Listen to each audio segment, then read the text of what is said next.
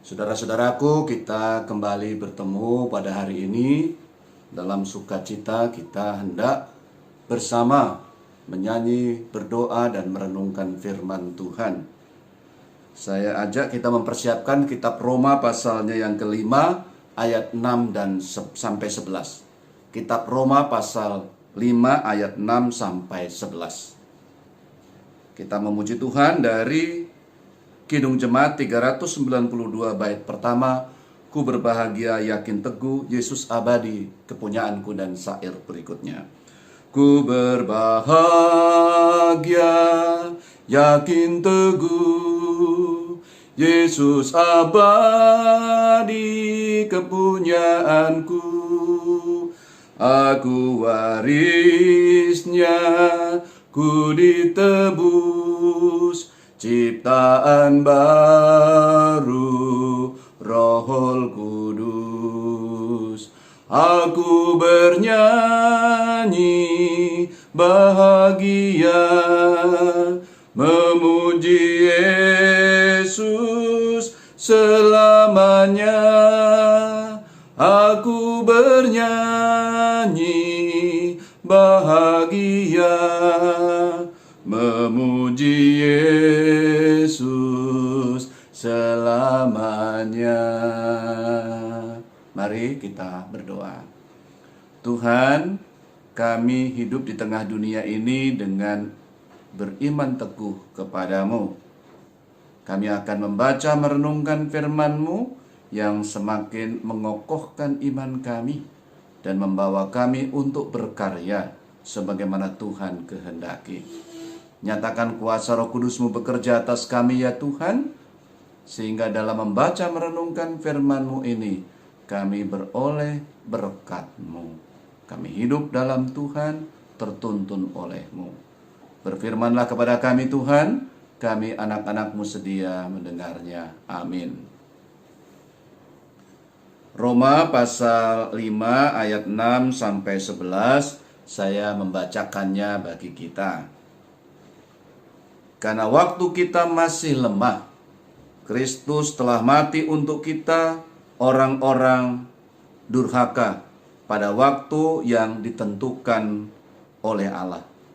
Sebab tidak mudah seorang mau mati untuk orang-orang benar, tetapi mungkin untuk orang-orang baik ada orang yang berani mati. Akan tetapi Allah menunjukkan kasih-Nya kepada kita oleh karena Kristus telah mati untuk kita ketika kita masih berdosa. Lebih-lebih karena kita sekarang telah dibenarkan oleh darah-Nya, kita pasti akan diselamatkan dari murka Allah. Sebab jikalau kita ketika masih seteru diperdamaikan dengan Allah oleh kematian anaknya, lebih-lebih kita yang sekarang telah diperdamaikan pasti akan diselamatkan oleh hidupnya. Dan bukan hanya itu saja, kita malah bermegah dalam Allah oleh Yesus Kristus Tuhan kita, sebab oleh Dia kita telah menerima pendamaian. Demikianlah firman Tuhan. Terpuji Kristus. Amin. Saudara-saudaraku jemaat dan kita semua yang telah mendengarkan firman Tuhan dan ingin merenungkan bersama hari ini. Semua orang itu menghadapi tantangan hidup dan untuk memenangkannya. Tetapi saudara-saudaraku, itu relatif tentang kemenangan ya. Dan tentu kita hanya merenungkan dari sisi seorang percaya, kita sebagai orang Kristen.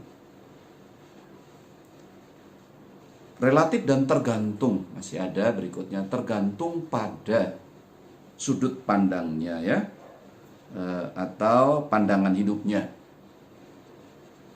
Jadi kalau seseorang itu merasa uang atau adat istiadat atau jabatan atau apapun ya sebagai ukuran ya, sebagai ukurannya, maka itu berbeda dengan kalau seorang Kristen yang memandang dari pendamaian oleh Allah.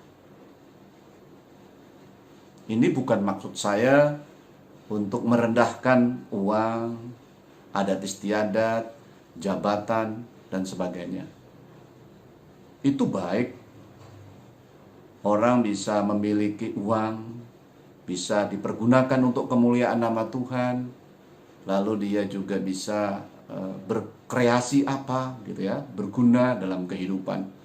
Demikian juga adat istiadat adalah cara yang dilakukan oleh manusia dalam kehidupan lokal di tempatnya untuk membantu kehidupannya.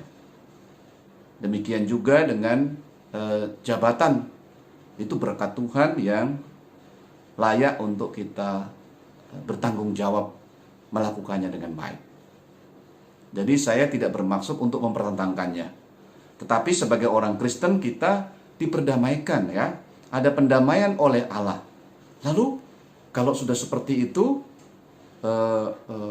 bagaimana kita memahaminya gitu ya? Bagaimana kita bisa mengerti? Nah, kita harus mulai dulu dengan pemaknaan dari pendamaian itu. Nah, manusia itu, Bapak Ibu, saudara-saudaraku, jemaat yang dikasihi Tuhan, berkecenderungan berbuat dosa.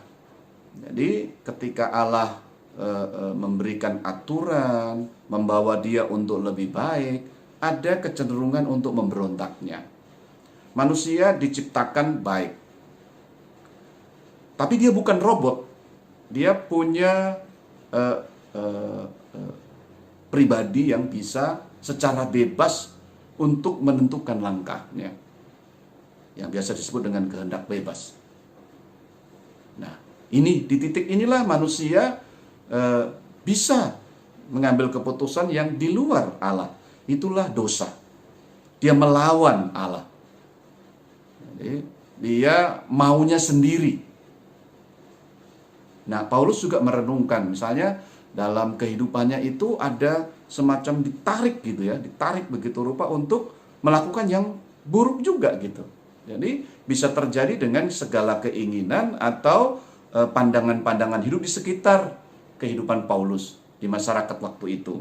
Nah, pasal 7 ayat 19, kitab Roma, Paulus berkata begini, sebab bukan apa yang aku kehendaki, yaitu yang baik yang aku perbuat, melainkan apa yang tidak aku kehendaki, yaitu yang jahat yang aku perbuat. Nah, ini dia. Jadi ada yang seperti itu dalam diri kita.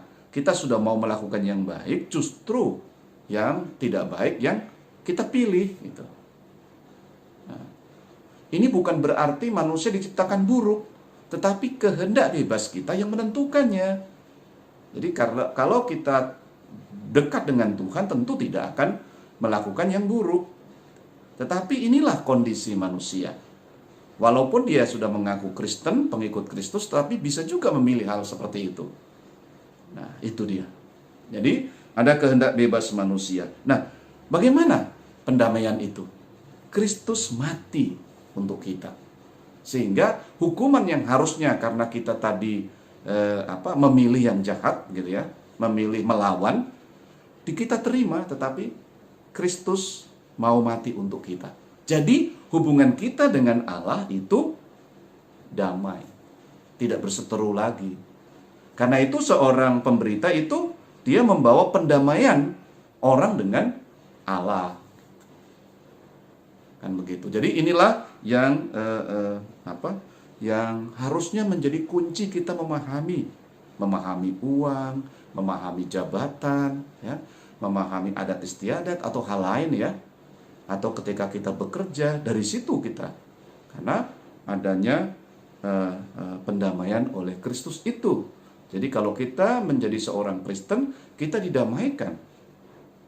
Nah, ada para presbiter, ada para pelayan yang melayani, mendampingi supaya orang percaya itu bisa berdamai dengan Allah dan menerima Allah, sungguh-sungguh berkarya dalam hidupnya. Nah, kita akan merenungkan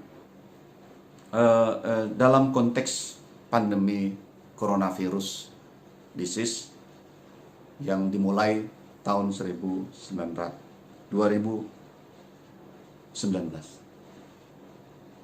Nah, ini kita bisa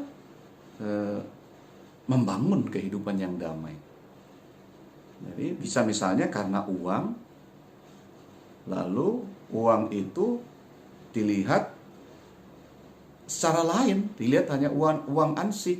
Akhirnya orang terjebak dan dia fungsi uang untuk memberi kepada yang lain tidak bisa dijalankan. Dia didamaikan oleh Tuhan.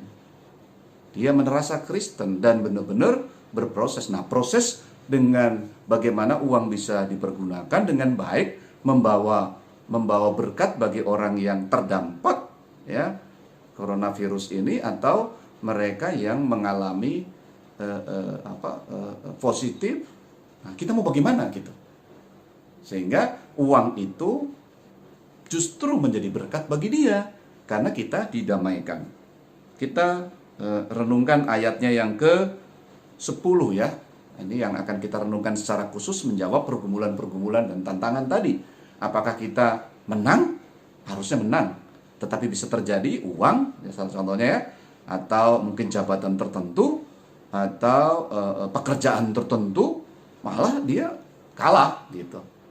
Tetapi sekali lagi ini sudut pandang seorang Kristen ya. Nah, kita mulai saja ya. Bagaimana kita mau bersikap? Bagaimana mau bertindak? Nah, ini dia. Ayat yang ke-10. Sebab jikalau kita ketika masih seteru diperdamaikan dengan Allah oleh kematian anaknya, lebih-lebih kita yang sekarang telah diperdamaikan pasti akan diselamatkan oleh hidupnya. Kita mulai dari bagian A-nya dulu ya. Sebab jikalau kita ketika kita masih seteru diperdamaikan oleh Allah, diperdamaikan dengan Allah oleh kematian anaknya. Jadi masih seteru artinya sebelum kita sungguh-sungguh menerima Kristus ya, kita kan berseteru seperti yang saya katakan tadi ya. Kita memilih dengan kehendak bebas melawan, jadi seteru gitu ya. Nah, maka kita gitu ya, masih seteru, kita sudah diperdamaikan, cuma kita belum menerima. Nah, ini artinya apa? Kita melihat saudara-saudara kita juga sebenarnya sebelum menerima pun dia diperdamaikan gitu loh. Tapi belum diterima ya, sekali lagi belum diterima. Jadi kita menganggap yang lain itu saudara kita, karena Kristus menyelamatkan dunia dengan isinya. Nah, kita benar-benar positif terhadap yang lain. Nah, kita juga begitu ketika kita belum menerima kan begitu. Jadi kita juga harusnya positif terhadap keadaan kita yang lama yang memang belum menerima. Nah, kita bagaimana itu menjalani kehidupan bersama dengan mereka yang belum menerima? Tidak apa-apa, tidak ada persoalan kan. Tetapi kita justru terbuka, kita bisa hidup bersama dengan mereka. Nah, disinilah agar kita tidak memvonis mereka sebagai orang yang tidak beragama atau bukan Kristen atau masih salah hidupnya dan sebagainya. Kita tidak berpikir seperti itu, tetapi kita juga membantu mereka begitu rupa. Nah, kalau ada orang yang berbeda keyakinan dengan kita atau belum, kan konteks ini belum menerima Kristus, ya mungkin dia mengatakan diri Kristen tapi belum bisa menerima Kristus dalam hidupnya, ya tidak apa-apa, kita mestinya tidak dikuasai oleh misalnya pekerjaan atau uang atau jabatan atau hal-hal lain tadi ya, tapi kita bisa membantu dia. Nah, dan membantu dia. Betul, kita memang ada yang kita keluarkan uang kita, ada yang kita korbankan dengan waktu kita yang harusnya bekerja dan sebagainya. Kita memberikan diakonia transformatif ya, mengubahkan dia menjadi lebih baik. Jadi uang itu atau pekerjaan kita itu menjadi sarana oleh Tuhan ya, menolong mereka. Ini dia. Jadi kita yang sudah diperdamaikan itu, kita tahu bahwa kita adalah orang-orang yang merdeka dari harta benda, ya, dari jabatan, dari pekerjaan. Ya, kita bekerja dengan baik dan harus bertanggung jawab. Mengelola keuangan juga dengan bertanggung jawab. Ya, begitu rupa untuk dia berkembang. Betul. tapi uang itu berfungsi untuk membantu. Jadi orang yang didamaikan itu, dia benar-benar mampu memberikan makna damai itu. Jadi orang merasa, oh dia kok berlaku seperti itu, padahal dia juga susah ya. Kan begitu. Ini ada apa gitu. Nah kita juga jadi tahu kalau kita bisa memberi, kalau kita bekerja dengan tulus, bekerja begitu rupa, memberi begitu rupa, ini juga orang bisa membaca, melihat kita, dia memberikannya seperti itu, ada apa gitu loh. Nah Kristus sedang bekerja melalui kita. Gitu. Itu dia. Jadi itulah orang-orang yang didamaikan ya, diperdamaikan dengan Allah. Dia akan hidup berbeda, dia menjadi berkat. Dia tidak mempermasalahkan uang, jabatan, atau pekerjaan atau apa saja, tetapi dia memaknainya secara baru. Mentransformasi kehidupannya di tengah kerja, keberadaan uangnya dan sebagainya tadi ya. Nah itu dia. Nah kita jadi tahu juga bahwa kita sudah sampai ke tahap itu. Jadi kita sudah bisa tahu begitu rupa. Nah diakonia ini memang harusnya transformatif ya, membuat dia tidak bergantung, tetapi dia bisa berkreasi dan menjadi bagus gitu lah. Nah kita berbeda karena kita itu lebih tenang menghadapinya. Bukannya kita tanpa masalah ya dengan hal-hal dunia atau tantangan-tantangan. Tapi ketika kita mengalami kesulitan, ketika kita berduka, Roh Kudus diberikan Allah untuk kita, menghibur, membuat kita tenang dan kita kembali mampu melakukan kehidupan kita menjadi berkat bagi yang lain atau membawa perdamaian itu dalam kehidupan. Jadi kita tidak diikat oleh materi, oleh jabatan, oleh pekerjaan, oleh apa saja. Kita sudah didamaikan, sudah tenang, dan kita bisa membantu membawa ketenangan itu begitu rupa. Yohanes 14 ayat 16 dan 17, Aku akan meminta kepada Bapa dan Ia akan memberikan kepadamu seorang penolong yang lain, supaya Ia menyertai kamu selama-lamanya, yaitu Roh kebenaran. Dunia tidak dapat menerima Dia sebab dunia tidak melihat Dia dan tidak mengenal Dia. Tetapi kamu mengenal Dia sebab Ia menyertai kamu dan akan diam di dalam kamu. Nah ini, makanya saya katakan inilah perbedaannya dengan kita sebagai seorang yang menerima Kristus. Roh Kudus juga bekerja, mengajarkan kita, membantu kita. Kalau kita gagal juga kita dihiburkan ya, kalau kita berduka. Jadi kita tenang dan kita mulai terus bergumul untuk memasuki kehidupan yang lebih baik begitu.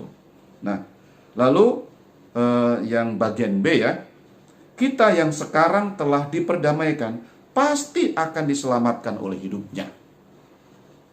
Nah ini dia, pasti diselamatkan oleh hidupnya. Ini keyakinan yang penting, kita tidak ragu-ragu sama sekali bahwa tantangan itu bagian dari hidup. Besar ataupun kecil kita hadapi. Dan di situ Kristus berkarya melalui kita. Kita diselamatkan. Jadi ada semacam kerjasama ya antara kita dengan Kristus. Kita jadi rendah hati kalau mampu mengatasi berbagai hal. Kita tidak sombong gitu ya, tidak menjadi angkuh gitu loh. Ini ada kisah seorang pemuda merasa hampir kalah menghadapi tantangan. Ketika itu dia naik kapal laut ya. Bertemulah dengan kenalan di luar. Lalu dia masuk di kamarnya. Kebetulan kamarnya itu ada 2 bed ya, ada 2 tempat tidur. Dia duduk di situ, di tempat yang berbeda, bukan tempat dia. Nah, memang tidak ada larangan khusus gitu ya, karena memang kan tidak ada meja, tidak ada kursi. Dia duduk. Nah, dilihat ketika ada pemeriksaan agak lecek kan, agak lecek. Sebenarnya pemuda itu mengatakan tidak, ya biasa saja gitu kalau orang duduk gitu loh. Tetapi entah laporan seperti apa, nah kita tidak memikirkan itu.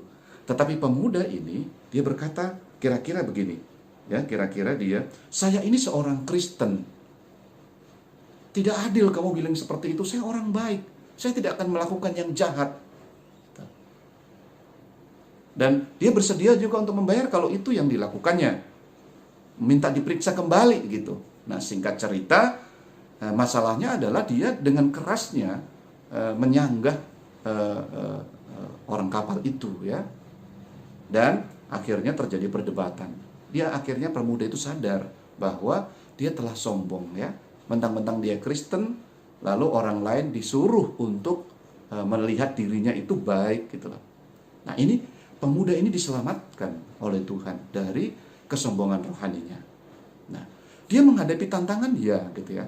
Tantangan itu, dan mungkin dia bisa menyelesaikan dengan uang yang ada ya, kalau dia harus membayar gitu.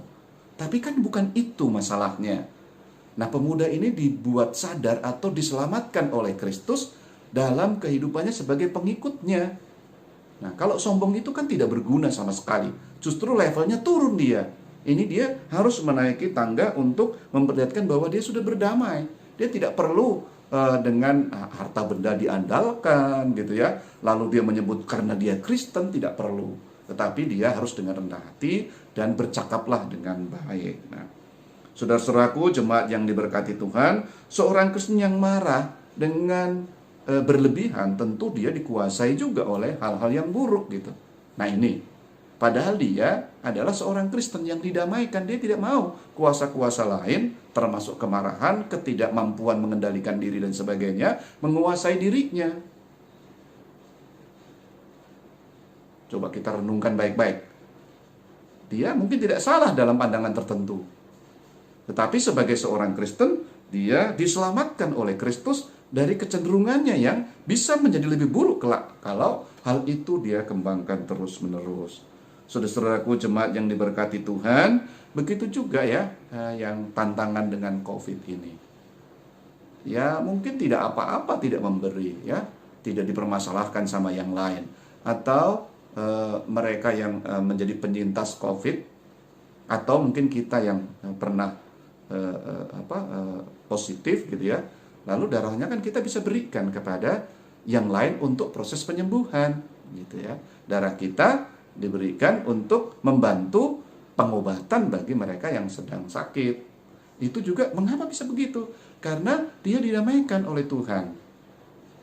Jadi atau ketika ada yang positif ya, walaupun dia bukan jemaat kita atau tetangga kita bisa berikan makanan ya.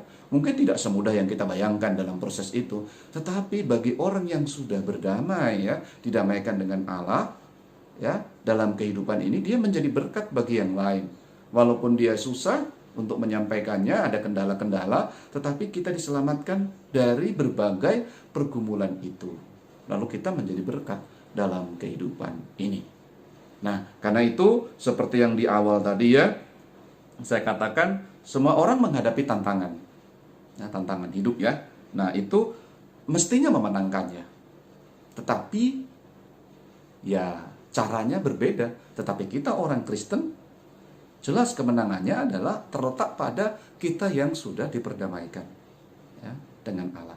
Begitu kita berproses begitu rupa, kita juga betul-betul diselamatkan dari kecenderungan-kecenderungan dunia ini. Atau kita tetap aja ada di dunia ini untuk hidup sehingga kita bisa jatuh. Nah, Tuhan mau selamatkan kita. Karena itu kita bersyukur, kita berbahagia sebagai seorang Kristen. Kita bisa mengalami hal-hal tertentu yang membuat kita semakin dekat dengan Tuhan karena Tuhan menyelamatkan kita. Dia tidak mau kita jatuh begitu rupa. Ya. Karena itu kita berbahagia dan yakin teguh gitu ya. Dia yakin seperti tadi ya lagu Kidung Jemaat 392 baitnya yang pertama ya. Yakin teguh, Yesus abadi kepunyaanku gitu ya. Nah, begitulah. Karena itu kita juga menyerahkan diri sepenuhnya. Mari kita menjadi berkat dalam kehidupan ini. Dan kita membawa perdamaian dengan yang lain. Ini ciri khas. Jadi kalau kita membawa kehidupan kita itu, ya kita membawa damai. Nantinya gitu ya, yang bersangkutan akan merasakan dengan kuasa Roh Kudus bahwa dia juga sebenarnya layak untuk beroleh sukacita karena didamaikan oleh darah Kristus ya, oleh tubuhnya. Nah, kita akhirnya membawa kemenangan Kristus dan kita hidup dalam kemenangannya. Kita berbahagia. Karena itu kita memuji Tuhan dari Kidung Jemaat 392 baitnya yang ketiga. Aku serahkan diri penuh dalam Tuhanku, hatiku teduh. Ya, menyatakan bahwa Tuhan benar-benar layak kita menyerahkan diri padanya. Kidung Jemaat 392 baitnya yang ketiga, aku serahkan diri penuh. Aku serahkan diri penuh dalam Tuhanku, hatiku teduh sambil menyongsong kembalinya. Ku diliputi anugerah, aku bernyanyi bahagia, memuji Yesus selamanya. Aku bernyanyi bahagia, memuji Yesus selamanya. Kita akan bersama berdoa. Sebelum berdoa, saya ingin mengajak kita, saudara-saudaraku jemaat dan yang ikut serta dalam perenungan firman Tuhan ini, untuk membantu saudara-saudara kita yang menghadapi bencana banjir, khususnya di NTT.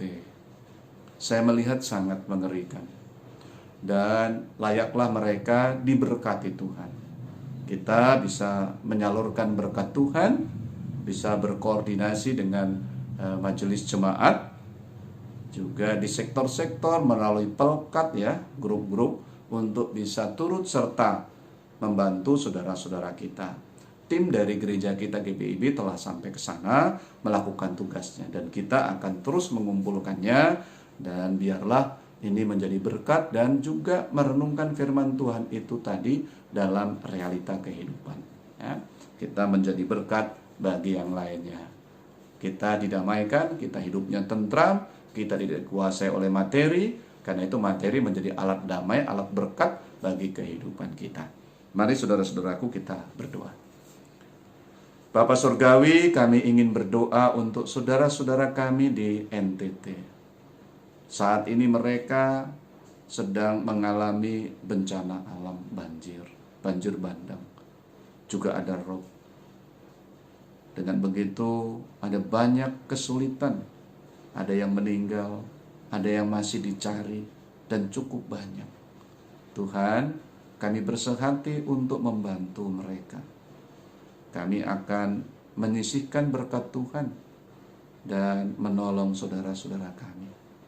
Karena itu kami berdoa untuk unit-unit misioner, pelkat, juga majelis jemaat dan seluruh warga jemaat bersehati untuk segera mengumpulkan berkat Tuhan, dan kami sampaikan kepada saudara-saudara kami yang membutuhkan melalui krisis center GBIB yang sudah bergerak bekerja di sana. Kami menyerahkan juga tim kami agar mereka juga dapat membantu mereka sehat dan melakukan tugas dengan sebaik-baiknya. Juga bagi keluarga yang berduka, mereka yang mengalami kehilangan harta bendanya, rumahnya, mereka mengalami kesulitan, bahkan ada yang terisolir. Tuhan, kami mau berdoa, Tuhan kuatkan mereka, Tuhan berkati mereka, dan tolonglah kami semua sebagai anak bangsa ini untuk memperhatikan saudara-saudara kami yang lainnya. Kami mohon juga berkat-Mu untuk pemerintah yang juga dengan cepat menangani masalah ini. Tuhan memberkati, beri kesehatan kepada mereka, juga biarlah anggaran dapat dipergunakan dengan baik dan membantu saudara-saudara kami dalam kesulitan mereka. Terpuji Engkau Tuhan. Kami ingin berdoa dan terus berdoa untuk penanganan virus corona yang menyebar. Terkadang di satu tempat itu sudah negatif, sudah hijau, tetapi kembali merah, dan seterusnya. Kami berdoa untuk perilaku masyarakat agar mereka dapat mendukung program untuk sehat dengan protokol kesehatan yang ditetapkan. Tuhan memberkati juga tim gugus tugas, juga tim pemulihan ekonomi, tim gugus tugas di gereja, di lembaga-lembaga yang ada yang lainnya. Tuhan memberkati upaya yang ada. Vaksinasi dilakukan dengan segala kendalanya. Kami doakan supaya dapat dijalankan dengan baik. Tuhan, tolonglah kami. Mohon berkat-Mu juga untuk seluruh jemaat kami dan mereka yang mengikuti ibadah ini, agar ibadah dan perenungan ini, agar sungguh-sungguh menghayati berkat besar yang Tuhan berikan, pendamaian. Dan karena itu kami berbahagia, yakin, teguh akan campur tangan Tuhan, berkat Tuhan dalam kehidupan kami, dan kami juga menjadi berkat bagi yang lainnya. Kami pasrah, kami berserah penuh, dan kami hidup dalam cinta kasih Tuhan. Terpuji nama-Mu ya Tuhan. Kami ingin berdoa menyerahkan agar kami selalu berpikir positif, membangun kehidupan ini, karena kami telah diperdamaikan oleh Yesus dengan Allah, sehingga kami sangat peduli dan kami mempunyai solidaritas kepada yang lain. Dan tolonglah kami Tuhan untuk selalu memandang kehidupan ini dengan baik, dan kami semakin dekat padamu saja. Mohon berkat-Mu untuk semua yang mengikuti perenungan ini berpikir positif dan makin maju. Terpuji Engkau Tuhan. Ini kami demi Putra-Mu Tuhan Yesus, kami berdoa.